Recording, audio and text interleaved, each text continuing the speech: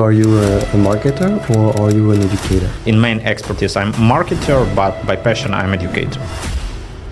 In academic circles, there are two levels. There is the university level, and they understand that education is a business. And then you have the professors, and they don't understand. The basic of the education online is freemium. Udemy is the most heavily used marketplace, and Udemy is cheap because it's a low-cost marketplace. Low-cost marketplace, you can go today on Udemy, I just did it, and you will see courses like $55, $100, $200. It's bullshit. 70% of all professions will be totally changed till 2030 by AI, 70%. There are two main business models. The first one business model is marketplace, the second business model is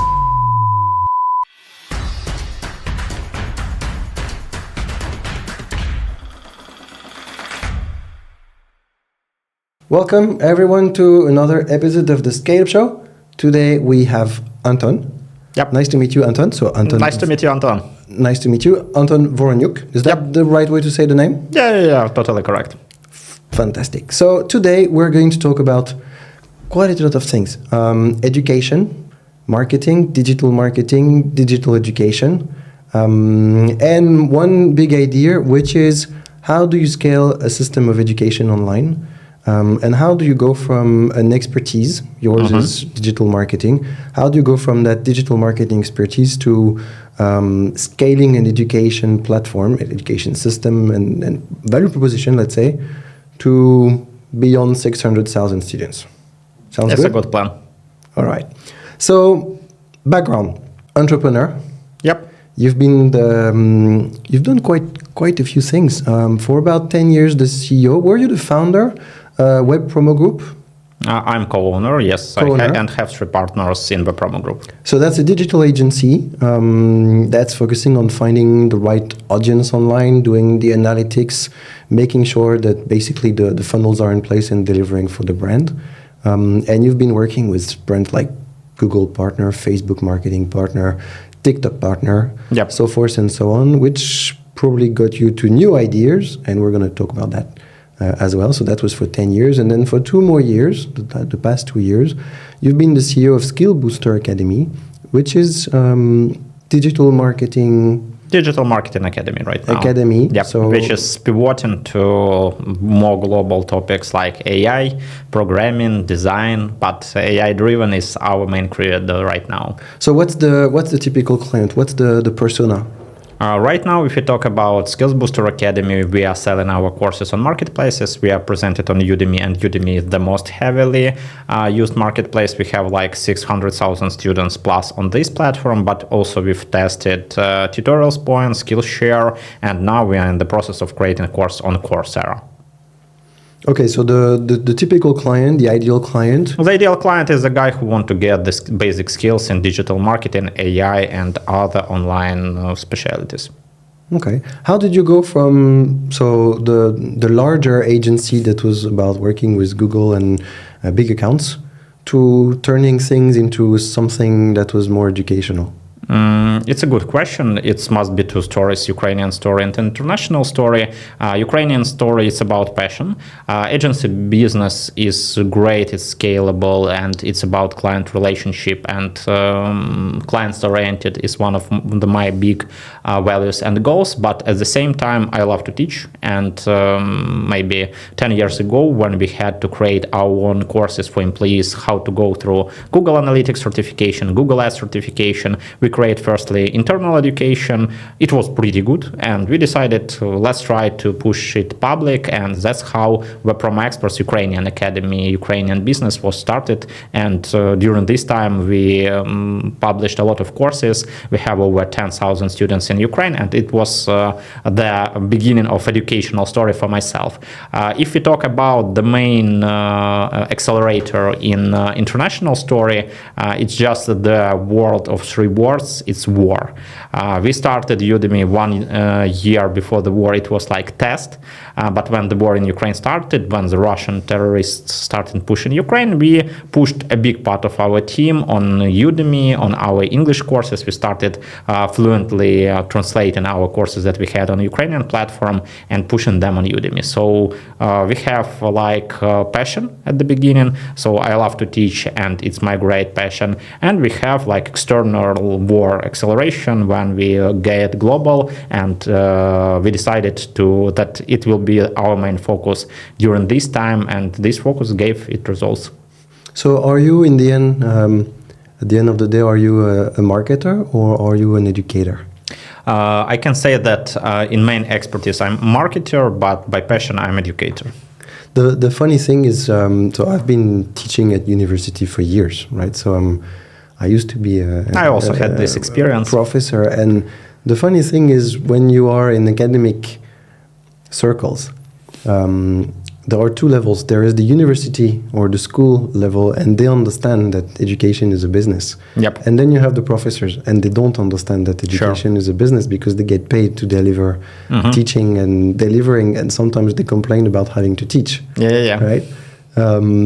Is it something you've seen as well? Or how do you feel? Why do you say that teaching is a passion? What do you like about it? I love to share my expertise. I love, it's all about energy.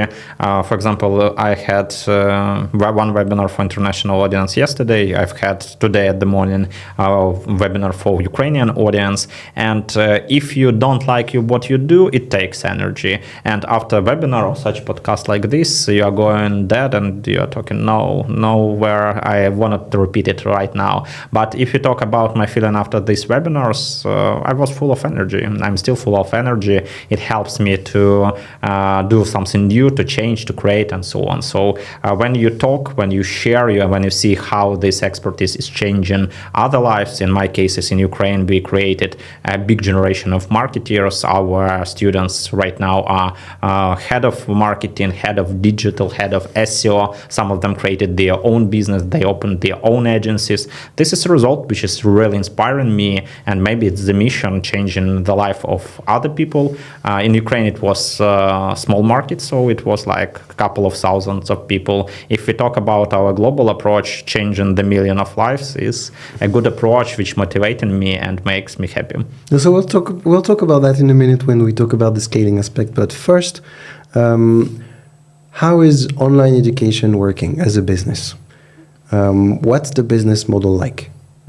It's also two different stories, Ukrainian and international. In Ukraine, we have pretty good collaboration, agency and academy. Academy works like McDonald's. When you are a small kid, you are going to McDonald's, you want to have a toy, you want to have a Happy Meal. But afterwards, when you grow up, you understand that it's a good place to have fast food and spend a little bit time. In our cases, 10 years ago, when we started online education in Ukraine, we gave a lot of digital knowledge, digital transformation knowledge to new generation of marketers who started their careers as social media specialists, SEO specialists, marketers, etc. And these guys grew in their career and they became CMOs, growth hackers, head of digital, and so on. And at this moment, when they decided that we need agency, we need hands that will manage our digital marketing, they remembered, the promo. They are good guys. I've already visited. I can trust them. And in this case, we have pretty good collaboration and synergy of educational business and of agency business. When we were growing clients for ourselves, we were helping people. People usually want to say thank you, and they come back to you buying new courses. We have a lot of courses, and just in this year, we pushed 6 new one, even it's award time. And we have pretty good agency services. As you've mentioned, we are Google partner, Facebook partner, TikTok partner, and it makes a long LTV. With some big brands, I think you knew such names as BNP Paribas, French bank, we are working from 2011. It's like 13 years. We are their partner, and we are doing Ocean is also a French company. We are doing it for maybe 10 years, 9 years. So we are doing digital marketing for brands, but the marketing teams were educated by us. This is how it works in Ukraine. And if we talk about the Ukrainian business, it was the full-fledged educational business where we have a lot of free content. Free content is the basis for all educational businesses. So the basic of the education online is freemium. Freemium, okay. It's always the first thing you need to start. And if we talk about digits, our listeners want to get some digits. At the peak, we had 1.5 million visitors on our blog. It was like beginning of the content funnel. But our most powerful thing is webinar funnel. We were providing big online conferences, and our online conference, also if we talk about some years like 2018, 2020, before COVID times, when everyone started doing webinars, we get 100,000 people on our webinars per year. So 1.5 million of blog visitors, 100,000 of visitors of online webinar is the beginning of our freemium funnel. After that, you can give something cheap, and in our case, it was like the basic courses, which give the short answer what it is digital marketing, and so on. It's like $100, and this is the next stage when you have free product, when you have cheap product, and the main product is usually some professions, digital marketer, social media marketer, and so on. So this is 3 stages: free products, cheap product, and the main product. The next big thing is to give like some VIP product. In our case, it was top courses like head of digital, chief marketing officer, head of SEO, head of PPC. So we took guys who are already middle specialist and helped them to grow to the top position like chief marketing officer or head of digital. And this is the 4th stage of educational business. But the most difficult to create is something with recurrent payment. In our case, the quest was solved pretty easy, and the 5th level with recurrent payment is agency.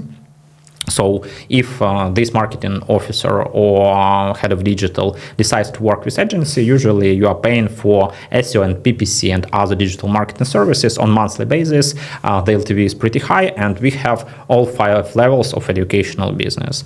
I know some good examples where guys created some software, some SaaS solution. I know guys who created clubs. So it's like VIP community, it can be group, it can be mastermind, etc. But you need to create something with long period and high check, and this is about the 5th level. So if to summarize about ideal educational businesses, you have 5 levels of education. You have freemium, have cheap, have main product, a VIP product, and some with recurrent payment. This is what is a good educational business.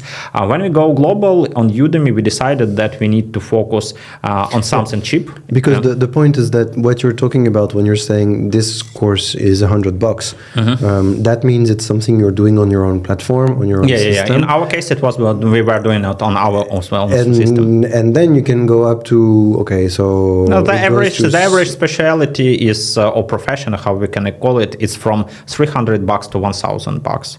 If you talk about VIP products, they are higher than but that becomes a kind of a mix between a masterclass and a workshop. The formats are different. If you are teaching, I don't know, some business stuff, I'm teaching digital marketing, we can have the same models, we can have different models, we can have competitors which are doing something different. For example, in freemium, they don't have webinars and blog, but they have powerful Instagram with 1 million of subscribers. Or I knew a guy, and you knew it's one of your partners, guy with 100,000 LinkedIn subscribers. So the beginning of the freemium funnel can be different, products can be different, but these levels are pretty the same for any successful educational business. And then Udemy.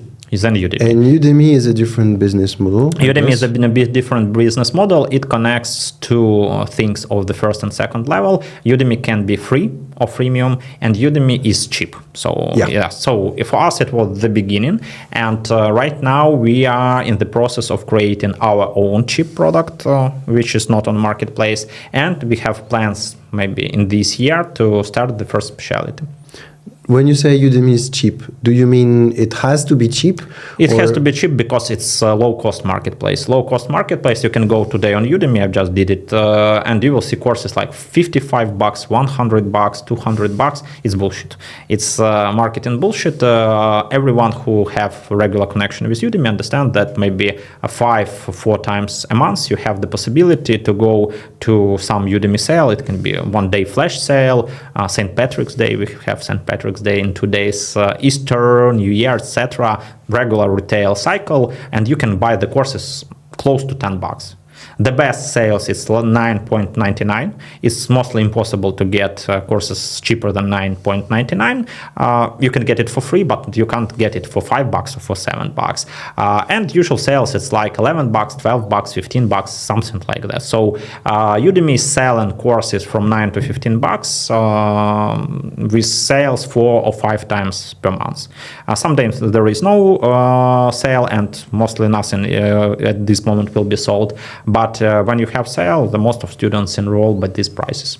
Okay, so when the prices are not discounted, there is no real business happening. Yeah. And however, when things are happening, they are happening because there are sales.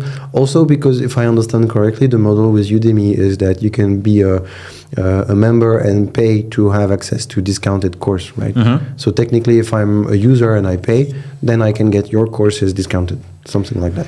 Udemy has 2 main business models, and if we talk about the revenue, Udemy is public company, and you can go and check the financial statuses online. But there are B2C and B2B. B2C is marketplace, so everyone, you, me, etc., we can go and buy some course, digital marketing, business coaching, etc.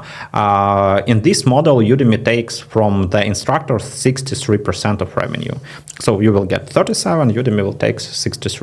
That's huge. Yes, that's huge. It's the standard problem of greedy marketplaces. You can ask how Jeff Bezos became the most richest person in the world. He just dropped the commission for his sellers during the COVID, and this is the magic. So on all marketplaces is the same issue. And if we talk about marketplace, it works on this commission model.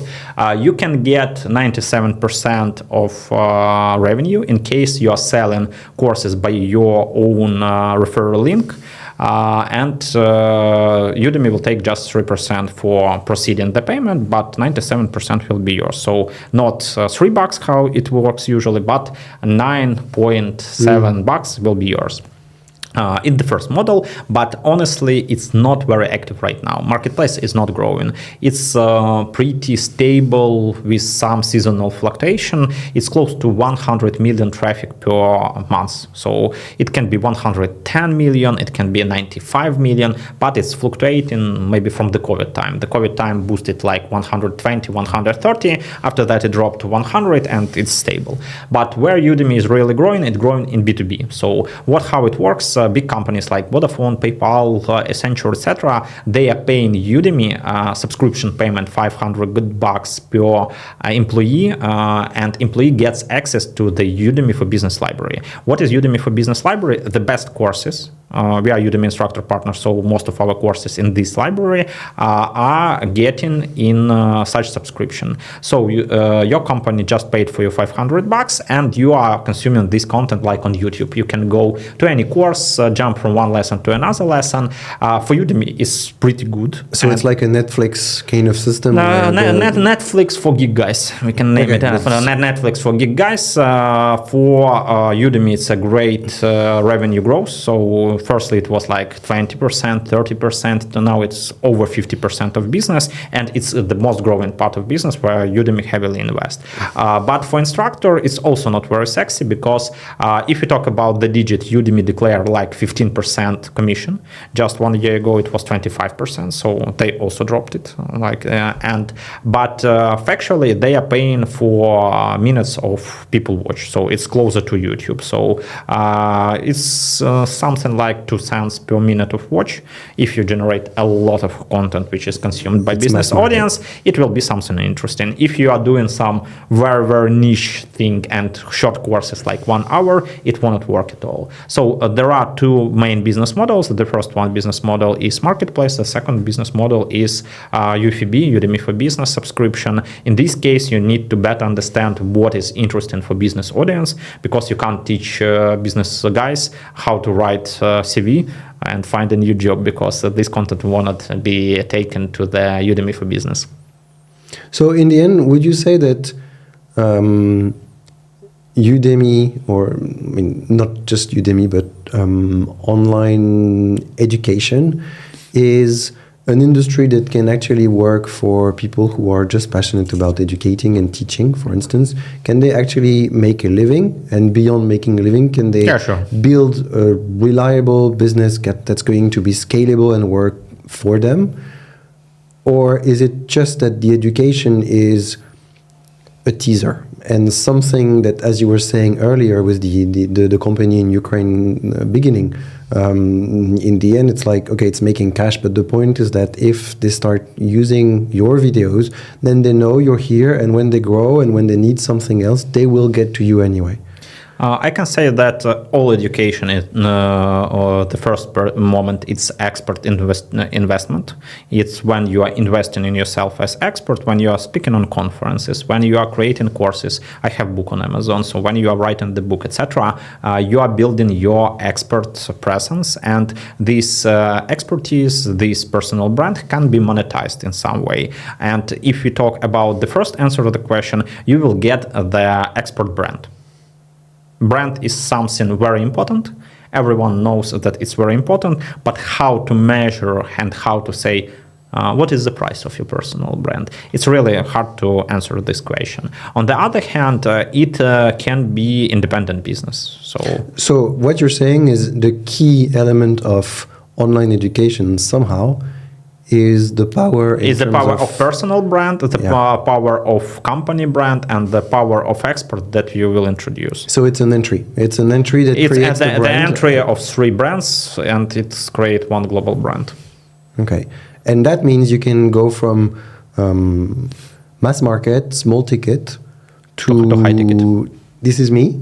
Mm-hmm. And this is me means higher ticket. And then you start the serious stuff. Yep.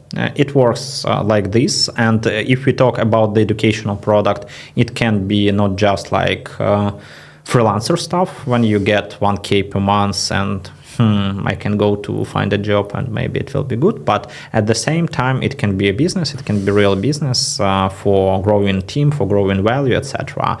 If you have something which gives you recurrent payment, it will be good business, because honestly, educational business, it's always about finding new products, finding new niches, creating new courses, etc. It's very often a myth that I have from some guys. You are on Udemy, let's create the course, it will be my passive income. Educational business is not passive income, because everything is changing. In the era of AI, everything is changing like pretty fast. Maybe in few months or few years, your avatar and my AI avatar will be sitting and chatting with each other, and it will be pretty good content with a lot of views. But it's maybe a real future. But if we talk about reality, you can't think that you will record the course, push it on Udemy, Coursera, on your platform, etc., and you won't do nothing. It's business. You need to adjust. You need to build a hypothesis. You need to test, etc., and you need to feel it like business. If you have with this business something that can make regular payment, SaaS, community, agency, it will make the total revenue amount, the total profit amount much more better. So there is a point about, very big point about saying, no, Udemy is not passive income. It takes bloody work. Any education is not passive income at all. So there is a lot of competition. But it's a great expert active. But it's of course, it's an expertise showcasing asset. Lots of competition. You need a very strong niche. And even though you have an expertise on that niche, you are always in competition with someone else on Udemy anyway. It's a question of mass market. How do you build the value proposition to stand out? It's pretty easy. The thing we've done on Udemy, we took our courses, which cost in Ukraine $300, $500, translated them in English and gave them for $10. So we have very qualitative product compared with all other stuff that we have in marketplace. If you will go to the profile, you will see ratio like 4.5, 4.6, 4.7. Some of the courses have badges like highest rated and so on. And this is how we explain what is going on. We've taken one of the best local expertise, put it to the local, to the global marketplace by low price, and it helped us not even outstand, but compete, because you're totally right, it's a blood ocean, it's a red ocean where we have a lot of great competitors. Most of these competitors, they are on Udemy much earlier than we. The worst thing, all of them got the COVID boost. COVID boost gave a lot of students, a lot of reviews and so on, and that's how it works. That's how it works. And in our case, the challenge that we have product which is much better, and it must be much more expensive, but to succeed on the marketplace, we are giving it right now for cheaper price. So in the end, it means that I'm just rephrasing something you've said before, basically, but there's a lot of competition. You need a niche. The mass market is huge. The reason why you stand out is because you take something that's awesome quality, $500, you turn it into something ultra cheap, $10, and you know what we say when we say who plays by the price dies by the price, and that's the point of the red ocean, because in the end you keep reducing the margin, and there is no way you can survive with that. So, in strictly speaking, the education system in that sense makes no money, but you have the personal branding and the company branding, and you have the upsell, and we have to monetize it. Yep. And that's where you make the difference. Yep. And we were not the first who did it on Udemy. We have very good example in much more competitive niche. There is such instructor as Angela Yu. She is teaching in Python. And if you will go to Udemy Analytics, you will see that Python is the most competitive and most valuable. If you talk about the revenue niche, it's like $120,000 of revenue for the bestseller course, for Angela's course. So even if we try to predict, it's few millions of dollars of revenue. And what she did pretty the same. She took her offline courses she had in London. She was teaching in developer school in London, and pushed it on Udemy. And these courses, if you will go to offline courses, you will say that they were like £600-800, something like that. So we just tried to go the same way in some niche which is not such competitive. So if we try to take it the other way around, right? You're a marketer in the first place, and you're an educator because you have a passion for that. Yeah. Someone right now is telling you, okay, I want to build a course online. Is it that one, they need to have a great product and then build a course? Or is it they can build a course, but then they have to also think in terms of upselling and having a great product? Do you need to have the product first and then the course? Or can you start from the course, make a living out of it, and then think about the next step, which is the product and the upsell? It honestly depends. If we talk about existing educational models, you can even not create the educational product. You can create the landing page, put their traffic from Facebook, YouTube ads, etc., and see how it performs. If people will like it, you will create the product. And for the few guys who will buy it from the first ads, you can just give refunds. So it's the quick test which will answer your question.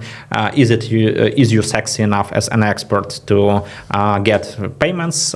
Is it really okay to create the big product, etc.? There is very good word MVP. When you create something small but which solves the issue of your customer and gives the real value. MVP, just for translation, MVP is minimum value proposition. Yep. So and in this case, you take through the going through the MVP, you can create a small course. You will see how it performs. You even can not create this course. You can describe it, put it on landing page, and put their traffic. After that, create the small course, get the first audience, create the version number 2, and see how it works. So usually it's not going like, let's create something big and difficult. You need to start from something small and easy to implement.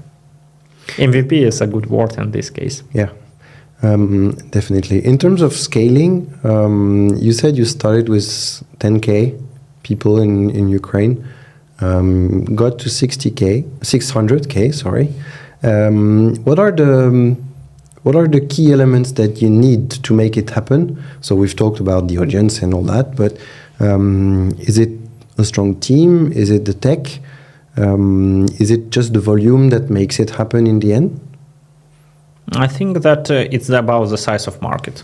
Ukraine is like 37 million of people, maybe like 40.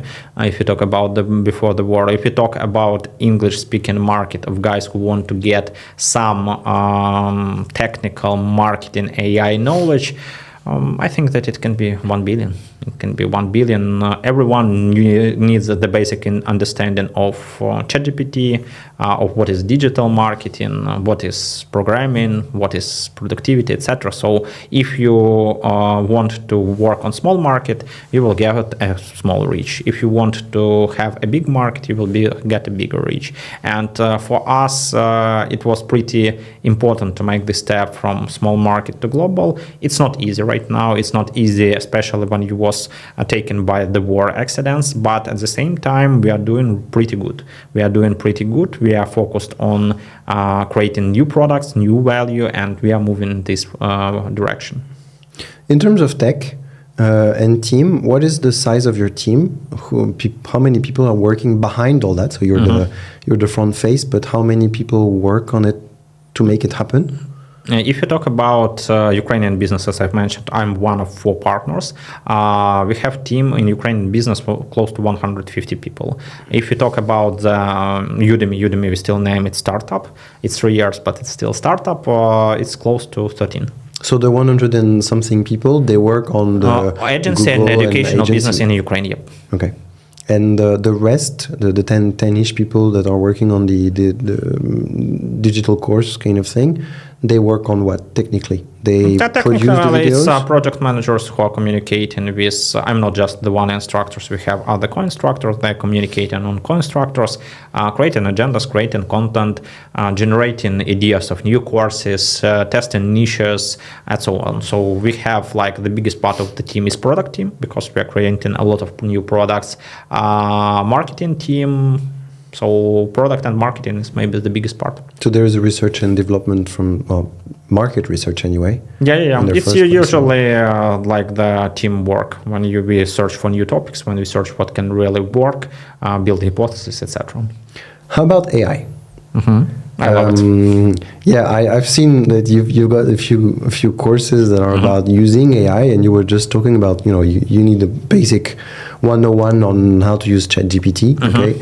But at the same time, you were saying earlier, at some point a year from now, your avatar is going to have that discussion with my avatar, and we'll be having a Coke on the beach, right? Yeah. Heijan is working on it. They have webinar point with it's coming. So how do you work with these things? So there's the teaching side, okay, but how do you use it? So 2 questions actually. One, how can you use it? Is it like people are willing to look at courses that have been recorded with an AI? Question 1. Yep. And 2, somehow is the AI replacing whatever you're doing, because the only thing you have to do with an AI generator is type in some text and you need to know what to type. You need to know the right prompt. You need to understand the context. So that's my question. So how exactly, I'll let you answer that, but how do you get along with it? How do you make it last? So the 2 points. Okay, if we will talk about the AI is a game changer. I was visiting 3 big conferences in previous autumn. It was SaaS Talk, Web Summit here in Lisbon, and it was a Google Premium Partner Conference for us as agency, Google Premium Partner. In all of these conferences was the same message. AI is like the main trend for the nearest 10 years, and it's game changer. If we talk about, you understand how usually new products are implemented in the crowd. Now we have all first early adopters, they went and tried.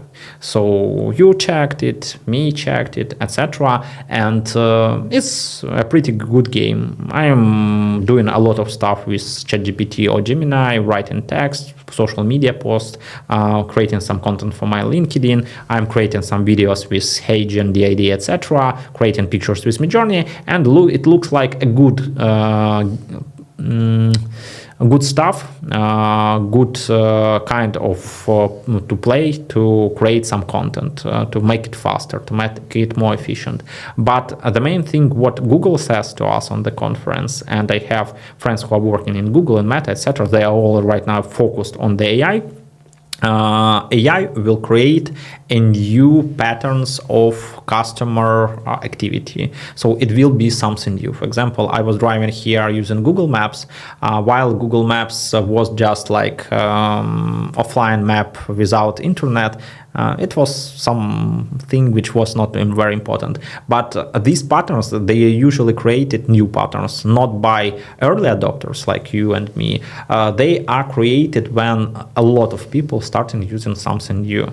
And we are living in very interesting time when like 10-15% of early adopters already say, ChatGPT, I already use it. Hey, Janice, I've generated it. But we have like 50-70% of the main audience who will just think, I have heard something about AI, and creating such AI as HeyGen that we've mentioned, Sora, which will be published in the nearest future, is game changer runway. For the video. For the video, yeah, for the video, for the music, for the content, they will change everything. And these new patterns will be created pretty fast. So it will be aggressive speed that will change everything. Coming back to Udemy, Udemy has a new survey in which they tell us that 70% of all professions will be totally changed till 2030 by AI. 70%. Of course, it's a very charismatic digit, but it will work. Coming back to your question, is the content that is already created by AI relevant? The honest answer is no. So there's relevant, but there's also the point of quality, and are people willing to sit their ass in front of a screen and look at an AI guy? Yeah, it's a good question. The honest question is no. So we are combining our AI content and real content. We use a lot of additional materials and so on to make it more engaging. But if you want to start testing and using it right now, you will be the guy who will run to try to catch that train, and you will be a very unhappy guy. So that's why we are already implementing all these AI tools in our products. We are telling our customers that yes, we are implementing. 2 days ago, European Union just even created a new law which tells that you need to tell your customers that if content was created totally with AI with your face. So we are doing, really? Yeah, just 2 days ago. So you need to test it. You need to test it, and you need to try to go through all this stuff, and it will make you happy or unhappy. Okay, so that's for the user experience side of things. How do you make sure your business goes along with it? So there's the testing side of it. There is the building a business model out of it. Is it reliable enough to start building business models around the AI? Sure, you need to start implement, you need to start to think and to ask users what do they think about what you've created. If you talk about some Midjourney pictures with my face, they can be funny, they can be provocative, but the truth, when I've changed my photos on Instagram that I've had done by myself to Midjourney photos, the reach and engagement grows twice. So it's just like the basic thing. Wow. Yeah, it's making people to start looking, commenting, engaging, etc. On the other stuff, you are asking audience, what do they think? Is it okay? Is it not okay? So usual process of implementing something new is the same with AI or without AI. But you need to ask your customers, what do they think? Are they ready to test, to measure, and it will work. How about mindset? What do you mean? We used to say that the scaling journey from a scale-up perspective is partly about the business, but also about the mindset and about what's in there, right? And how you do things, how you try them. So there is a big mindset that you've been describing, basically. I'm decoding, but you're describing the let's try. You know what entrepreneurs do. You're an entrepreneur. How do you define an entrepreneur? What is it to be an entrepreneur? There are two very important differences when you are employee, when you're freelancer, and when you are entrepreneur. The most people are going through this evolution from employee to freelancer and then to entrepreneur. Freelancer is usually the guy who don't want to have a boss on him, so the guy who will push him to do something outside. But if honestly, for freelancer, the client is the same boss. He can pay, he can don't pay, he can push, he can be aggressive, and sometimes much more angry guy than boss in some big corporation when you was working as employee. And for a freelancer, is the most important thing is freedom. So freedom, we can't name it that it's full freedom, but these people think it's that it's freedom, that you can go somewhere, that you can plan your vacation by yourself, etc. It's the feeling of freedom. So it's the difference between employee and freelancer. Entrepreneur, it's about creating value. So usually entrepreneurs, they are guys who want to make a bigger value, a bigger impact, and to scale it. And so they're not satisfied with whatever is there. Yeah, impact, scaling, and making it bigger. So when you've created some courses that have got 10,000 people, you want to get 1 million. When you got the first users that tested your product and you sold for 1K, you want to sell for 1 billion. And this is about scaling. If we talk about the nature of money is about it's kind of saying thank you. So when you create something what is important for the world and for other people, these people will say you thank you by paying your bills. So it's about the entrepreneurship. So the main thing of entrepreneurship is passion to create something new, create value, and change the life of other people.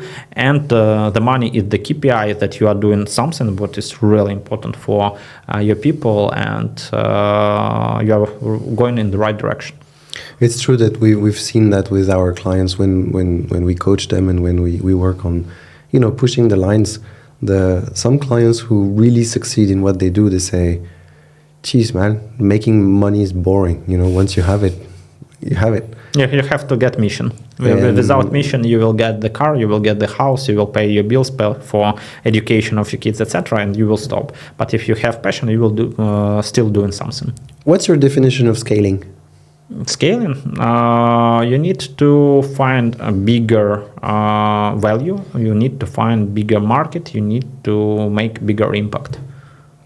That's how you see it. Yep. Okay, so that's interesting. And based on that, how do you personally get to your next bigger? How do you learn? How do you keep learning? How do you honestly, I ask AI to help me. My Portuguese, you was asking about the Portuguese. In some cases, it's just using of AI. You ask agent and it will translate your Ukrainian or English video and make it pretty good in Portuguese, but in Brazilian Portuguese, not in European Portuguese. But at the same time, you can ask ChatGPT to create your personal plan for learning language. It translates pretty good. Sometimes you have handwriting on your tablet, and you even can drop a photo of this handwriting, and ChatGPT will say what is going on. And in terms of personal education, how do you read books? Do you listen to podcasts? Books, audio books, podcasts, everything where I'm interested and I feel this interest, I go and deep and use it in practice. And in terms of routine, do you have time slots that you allocate to doing nothing but spending your time on learning new stuff? Or is it more like right now I'm busy and it works now like this. I usually, if I understand that it's important, but by some reasons I don't want to go in deep by myself, I ask to do it team. I asked him to dive deep to understand how to use this tool and so on. If I understand that this is the core value and the core competence for our business, I will dig by myself.